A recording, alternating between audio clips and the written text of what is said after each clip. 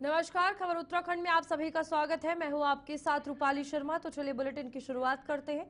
देश में कोविड के मामले एक बार फिर रफ्तार पकड़ने लगे हैं। पूरे देश में जहां 277 मामले मिले हैं, वहीं उत्तराखंड में भी 2 मामले सामने आए हैं। हालांकि ये दोनों मामले माइग्रेंट हैं। एक गुजरात से ऋषिकेश पूजा करने पहुंची थी, जबकि दूसरी पश्चिम बंगाल से आई है। स्वास्थ्य महानिदेशक ने बताया कि सभी सीएमओ और निर्देशित तक किया गया है कि ज्यादा से ज्यादा सैंपलिंग कर जांच की जाए। इसके साथ ही सभी अस्पतालों को अलर्ट मोड पर रखा जाए। ऑक्सीजन की किसी प्रकार की कोई कमी ना हो, बेड भी खाली रखे जाए। इसके साथ ही कोविड का ये कौन सा वेरिएंट है, उसकी जो जिनमोन स्क्वेसिंग है वो भी की जाए। हाँ, देखिए ऐसा है कि अभी कोविड जो हम लोग का आपने सुना ही होंगे कि पूरे भारतवर्ष में जो है लगभग 277 केसेस अभी रिपोर्टेड हुए हैं। ये कल की रिपोर्टेड है, लेकिन ये हमारे अन्य राज्यों में है, जैसे तमिलनाडु, महाराष्ट्र, केरला, उस जगह हमें पाए गए हैं। और हमारे राज्य में अभी कोई एक्टिव केस नहीं है। हाँ, एक दो माइग्रेंट हमारे वहाँ ज़रूर आए थे।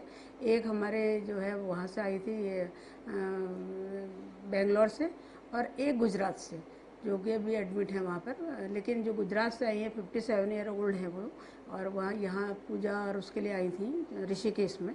तो थोड़ा सा उनको जो सिम्टम्स होते covid, cough and cold and थोड़ा रेस्पिरेटरी ट्रैक्ट इन्फेक्शन, तब वो उनको किया था, इन्होंने टेस्ट किया था, तो उसमें वो पॉजिटिव आई थी। तो अभी वो हालांकि सेटिल अवस्था में है, कोई ऐसे उसमें नहीं है, और वो अभी एडमिट हैं वहाँ। और दूसरी जो है उनकी भी माइग्रेंट की स्थिति थी, वो आई थी आपके बेंगलोर से।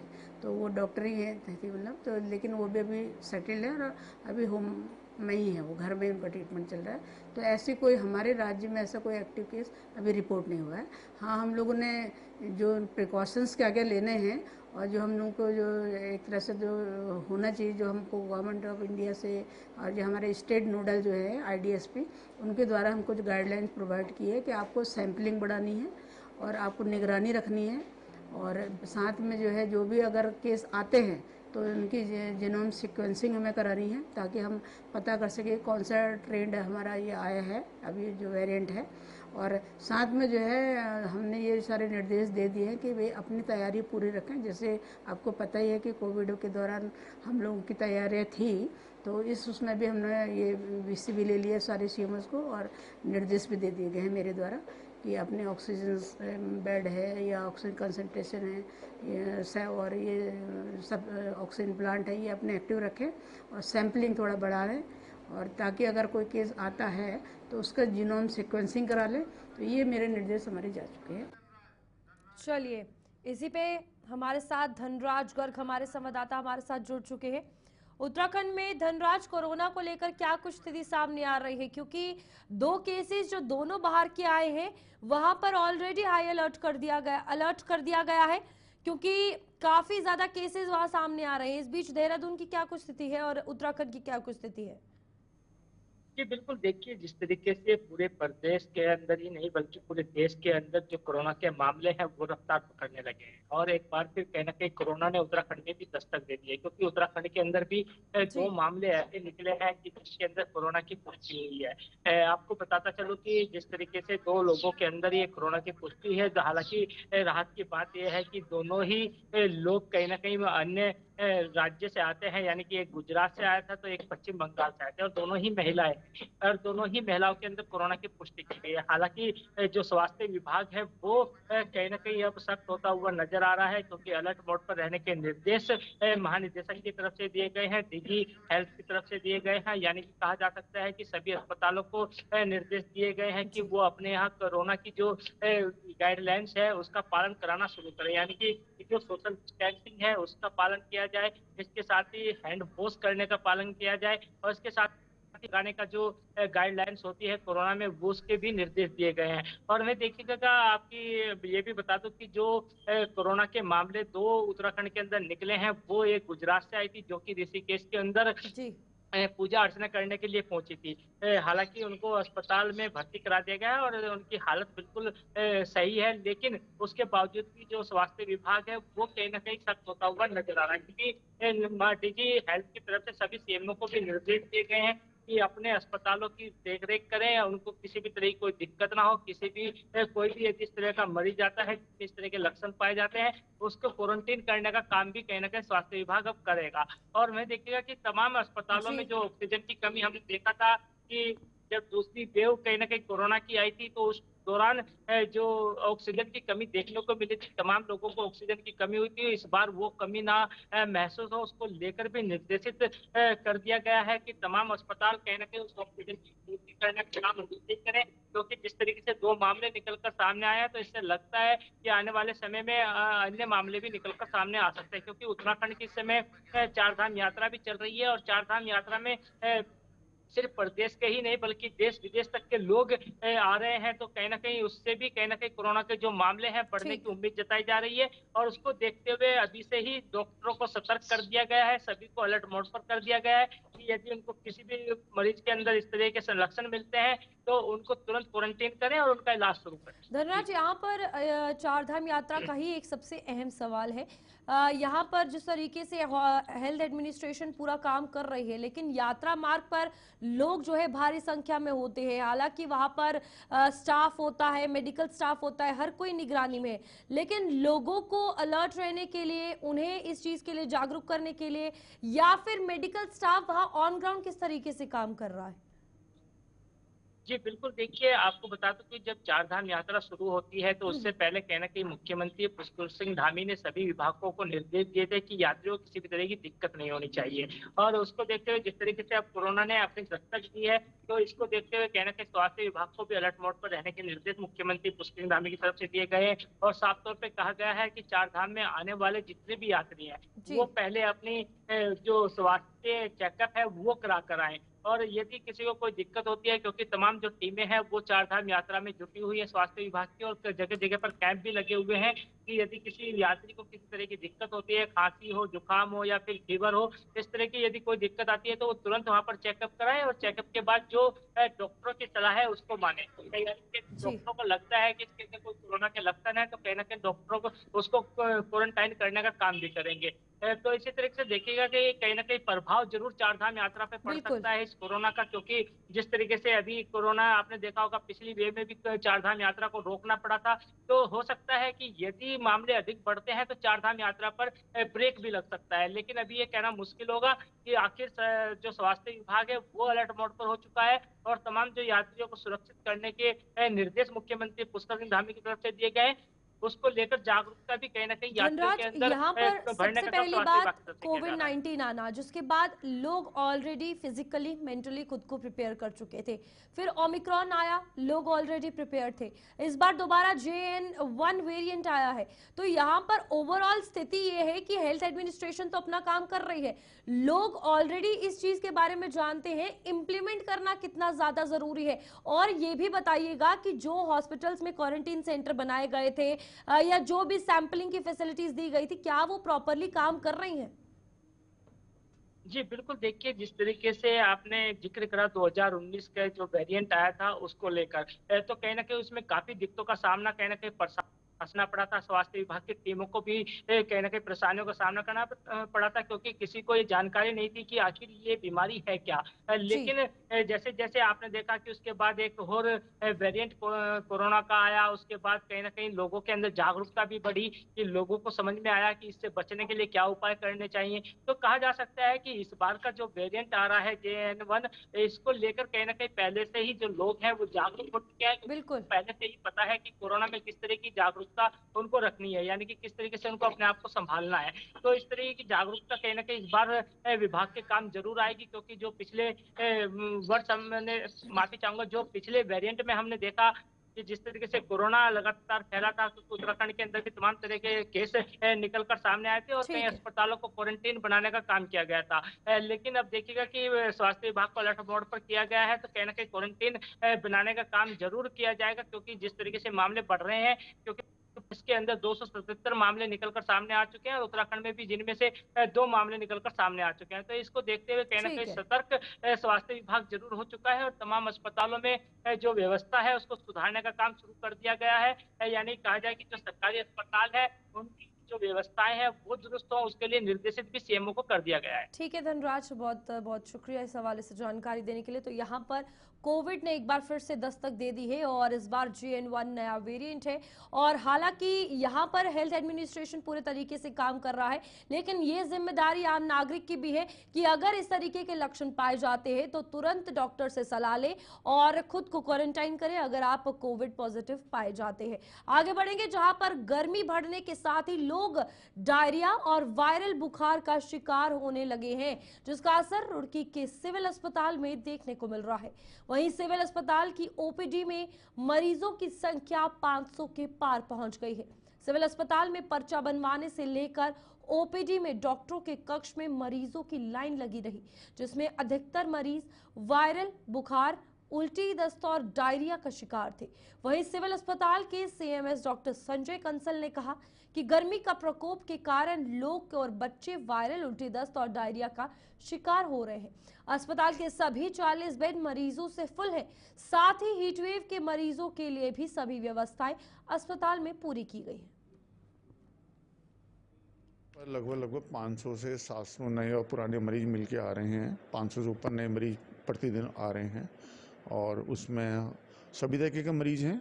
करीबन 125-150 पेशेंट की तो हमारी गायनी की OPD हो जाती है।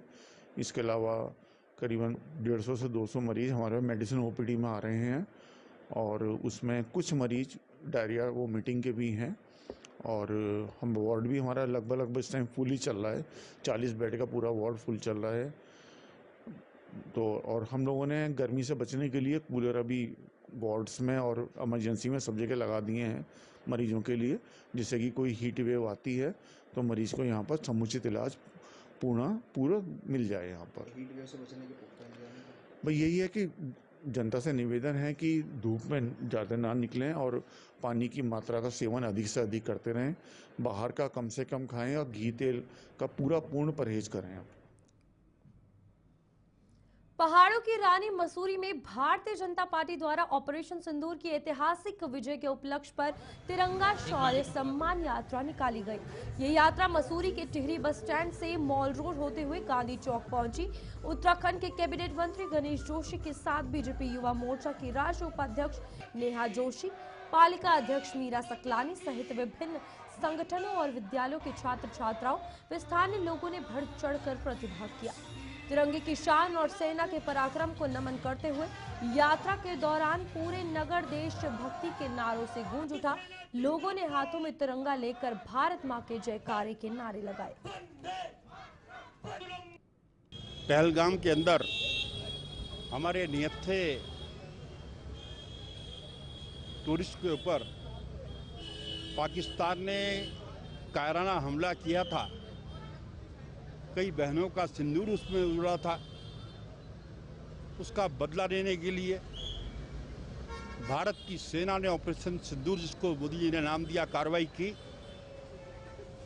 100 आतंकवादी मारे गए, 50 से अधिक पाकिस्तान के सैनिक मारे गए,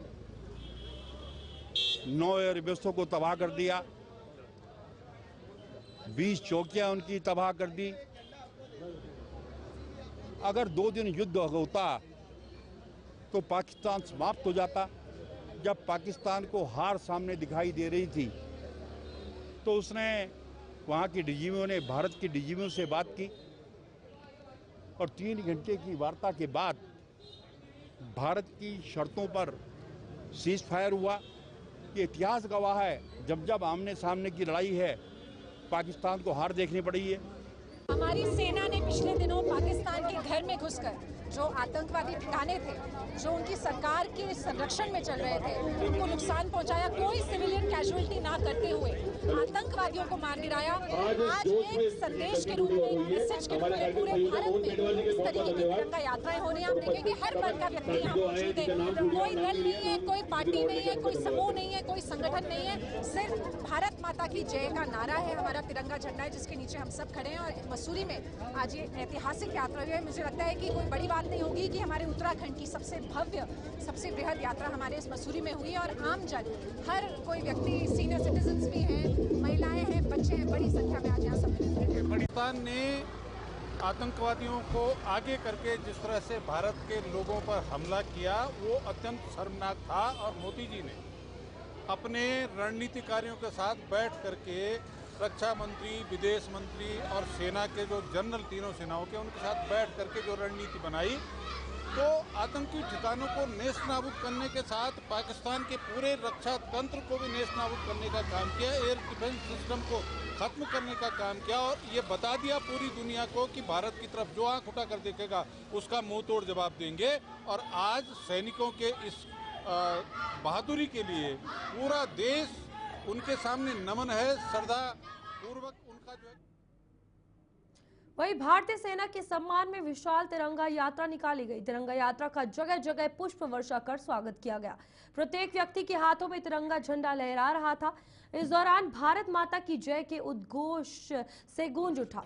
कमल जिंदल जिला अध्यक्ष भाजपा के नेतृत्व में सैकड़ों लोग नगर शक्ति फार्म सुभाष चौक में एकत्र हुए, जहां से मुख्य चौक पर नेताजी सुभाष चंद्र बोस की प्रतिमा पर माल्यार्पण कर मुख्य बाजार होते हुए शक्ति फार्म सुभाष चौक पहुंचे। जनप्रतिनिधियों सुभाष चंद्र बोस की प्रतिमा पर माल्यार्पण उनके द्वारा किया गया। इस दौरान कमल जिंदल जिला अध्यक्ष भाजपा ने कहा कि भारतीय सशस्त्र बलों ने ऑपरेशन सिंदूर चलाकर पाकिस्तान अधिकृत जम्मू कश्मीर में स्थापित आतंकवादी 9 ठिकानों को ध्वस्त किया। हमारे देश की सेना ने कार्रवाई सटीक की है और वहीं पाकिस्तान का हर हमला नाकाम रहा। देश के प्रधानमंत्री नरेंद्र मोदी के नेतृत्व में हमारे देश की तीनों सेनाओं ने पहलगाम में निर्दोष पर्यटकों की नृशंस हत्या का जवाब दिया है। हम सब लोगों को सतर्क रहना होगा, भारतीय सेना का मनोबल भी बढ़ाना होगा। देखिए सर, ये पूरे भारतवर्ष में जो है हम सैनिकों का सम्मान कर रहे हैं और इस सम्मान के तहत सभी को आके इस कार्यक्रम में शामिल होना चाहिए। किसी पार्टी विशेष नहीं है, तो हम सैनिकों के सम्मान के लिए हमारे लोग कर रहे हैं और सभी को अधिक से अधिक संख्या में आके सैनिकों का सम्मान करना चाहिए। ये ऑपरेशन सिंदूर आदरणीय मोदी जी ने किया, अविस्मरणीय कार्य किया, पाकिस्तान के छक्के छुड़ा दिए और जो है वो मजबूर हो गया। उसके बाद उन्होंने जो कंप्रोमाइज किया कि आज के बाद इस तरह का कार्य नहीं करेंगे, कोई भी आतंकवाद को बढ़ावा नहीं देंगे। तो हमारे इन सैनिकों ने रात दिन जग के मेहनत करके जो है आज ये ऑपरेशन सिंदूर को सफल बनाया है। उसके उपलक्ष्य में हम लोग पूरे संगठन के लोग, सारे लोग, पूरे भारतवर्ष के लोग एकजुट होकर हम ये जो है तिरंगे यात्रा निकाल रहे हैं फौजी भाइयों के सम्मान में। हल्द्वानी विधायक सुमित हृदयेश ने अपने आवास पर लोक निर्माण विभाग, सिंचाई विभाग और KMVN मंडी परिषद एवं जल संस्थान के अधिकारियों के साथ समीक्षा बैठक की। बैठक में हल्द्वानी विधानसभा क्षेत्र में चल रहे और पूर्ण हो चुके विकास कार्यों की विस्तृत समीक्षा की गई। इस दौरान उन्होंने बताया कि प्रदेश में वह विधायक निधि खर्च करने में अव्वल रहे हैं। साथ ही क्षेत्र में सड़कों की स्थिति, विद्युत एवं जल आपूर्ति, सफाई व्यवस्था तथा अन्य नागरिक सुविधाओं को लेकर विस्तृत चर्चा की। बैठक में अधिकारियों को निर्देशित किया गया कि जनहित से जुड़े कार्यों को प्राथमिकता के आधार पर जल्द से जल्द पूर्ण किया जाए ताकि जनता को बेहतर सुविधाएं मिल सके। मेरा मतलब जो चयनित मेरे को हल्द्वानी की महान जनता ने करा है, तो जो विधायक निधि का वितरण हुआ है उस विधायक निधि के लोकार्पण नहीं हो पाए संपन्न। तो मैंने उनको निर्देश दिए कि सबसे पहले तो जो लोकार्पण 2022 से लेके अभी तक, मेरे हिसाब से, अब हो सकता है शायद मैं गलत हूँ, लेकिन इस प्रदेश में विधायक निधि खर्च करने में सबसे तेज़ मैं ही रहा हूँ। और हमारा प्रयास यही रहता है कि जो विधायक निधि है और जो त्वरित यहाँ पे आवश्यकताएं होती हैं उनको हम पूर्ण कर पाएँ, तो वही मैंने पहले निर्देश दिए। पर उसके बाद अवश्य, क्योंकि गर्मी का सीज़न आने वाला है, आ ही गया है, पानी की आपूर्ति कैसे होगी, जल संस्थान से मैंने डिस्कशन करा, उनके जो कुछ प्रस्ताव है मैंने कहा मेरे लायक जो हो आप मुझे बताइए। कुछ अगर विधायक निधि के मद से अगर कहीं पे पेयजल की आपूर्ति के लिए आपको चाहिए कुछ तो मुझे बताइए। फिर दूसरा जो हमारा इरिगेशन का विभाग है, क्योंकि तुरंत उसके बाद बारिश हो जाती है और फिर जल भराव हो जाता है, ये परेशान करने वाली चीज़ है। अभी परसों ही हीरानगर क्षेत्र में जल भराव हो गया, तो उसके विषय में भी मैंने बात करी, क्योंकि वहाँ कभी जल भराव ऐसा हुआ नहीं है, हल्की सी बारिश में ऐसा हो गया, तो मैंने उनको वो भी निर्देश दिए। बाकी PWD विभाग से जो 10 करोड़ की सड़कों के प्रस्ताव जो अभी पारित हो चुके हैं और 10 करोड़ के जो अन्य उन्होंने मुझसे मांगे हैं, उस विषय में भी मैंने बात करी किन क्षेत्रों में सबसे ज़्यादा आवश्यकता है और संपूर्ण जो विकास है शहर का उसके लिए पूरी एक चर्चा हुई, सूक्ष्म चर्चा हुई, लेकिन अधिकारियों का समय भी कीमती है, हमारा समय भी कीमती है, तो इसलिए मैंने सूक्ष्म समय में जो यहाँ की चीज़ें हैं, जो परेशानियाँ हैं और विकास के प्रति जो हम लोग की सोच है, जिसको आगे बढ़ा। हल्द्वानी के काला डूंगी विधानसभा क्षेत्र अंतर्गत हिम्मतपुर मल्ला में रोड का कार्य के चलते जहां जेसीबी से पेयजल लाइनों के क्षतिग्रस्त होने से क्षेत्र के कई कॉलोनियों में पेयजल आपूर्ति बाधित हो गई है, वहीं लोगों को पेयजल नहीं मिलने से उनकी रोजमर्रा की दिक्कतें बढ़ गई हैं, जिसको लेकर कॉलोनियों के लोगों ने जल संस्थान कार्यालय में प्रदर्शन कर अधिकारियों से अपनी नाराजगी व्यक्त की है। नाराज लोगों का कहना है कि सड़क के कार्य चलने से उनके पेयजल लाइनें टूट गई हैं और क्षेत्र के अधिकारियों से शिकायत करने पर उनकी नहीं सुनी जा रही है। वहीं जल संस्थान के अधिशासी अधिकारी का कहना है कि मामला उनके संज्ञान में आया है, जिसमें उन्होंने अधिकारियों को आवश्यक दिशा निर्देश दिए हैं और पेयजल लाइनों को ठीक कर आपूर्ति सुचारू कर दी जाएगी, ये भी विश्वास दिलाया। यहाँ पे इसलिए आए हैं भैया, हमारे यहाँ पानी नहीं आ रहा, 2 महीने लगभग 2 महीने होने जा रहे हैं, पानी बिल्कुल नहीं आ रहा। तो क्या कहते हैं, बिल तो हर महीने आ रहा है, बिल तो हम दे ही रहे हैं, और लेकिन पानी कहाँ से पीएंगे। मेरे तो सबसे बड़ी समस्या ये है कि टैंकी भी नहीं है नीचे की, और टैंकी मेरे अगर नीचे होती तो सब लोग हमारे वहाँ पर से टैंकर लेके आ रहे हैं, टैंकर मंगा रहे हैं, तब पानी पी रहे हैं। जे हिसाब से हमने यही बात कही है, बार बार फ़ोन करने के बाद भी हमारा फ़ोन नहीं उठा रहे हैं, और क्या कहते हैं, कह रहे हैं कि पानी आएगा तो एक दिन छोड़ करके एक दिन पानी आएगा। तो इसका श्रीमती कमला पंत आज यहाँ पर हिम्मतपुर तल्ला, हिम्मतपुर मल्ला क्षेत्र की जो महिलाएं हैं, जिनका पिछले 2 महीने से पानी नहीं आ रहा, वो लोग यहाँ पर आक्रोशित होकर यहाँ पर प्रदर्शन करने आई हुई हैं, और हम सभी लोग उनके समर्थन में यहाँ पर पहुँचे हुए हैं। और वो उनके वहाँ 2 महीने से पानी नहीं आ रहा, वो लगातार जेई को फ़ोन कर रहे हैं। सती एक जेई है, उसको लगातार 2 महीने से फ़ोन करो, जेई फ़ोन नहीं उठाता है, और कभी उठाता है तो उसके बाद वो कहते हैं कि मैं मीटिंग में व्यस्त हूँ। तो जनता पूरी तरीके से त्रस्त है। अफसरशाही ये जल संस्थान भ्रष्टाचार की भेंट चढ़ चुका है, ये जल संस्थान के कर्मचारी भ्रष्टाचार की भेंट चढ़ चुके हैं। अभी आपने देखा कि हर घर जल जीवन मिशन चलाया गया, उसके वो लाइनें बिछने के बावजूद भी लोगों के घरों में पानी नहीं आ रहा है। तो ये पूरी तरह से अफसरशाही हमारे प्रदेश पर हावी है। अफसर पूरी तरह से भ्रष्टाचार में लिप्त है, और उसका जो मूल स्वरूप है यहाँ पर हमको देखने को मिला। ये जनता परेशान है। जनता इतनी भरी गर्मी में 700 रुपये का टैंकर डलाने में मजबूर है, और कुछ लोग तो ऐसे हैं जिनके घर में अंडरग्राउंड वाटर टैंक भी नहीं है।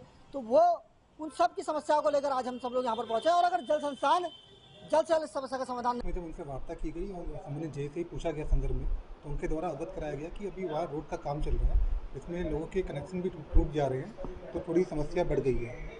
एक और समस्या आई थी 15 दिन पूर्व, हमारा ट्यूबवेल भी ठीक हुआ है कि लास्ट ईयर इसका जो सॉकेट पाइप था वो फट गया।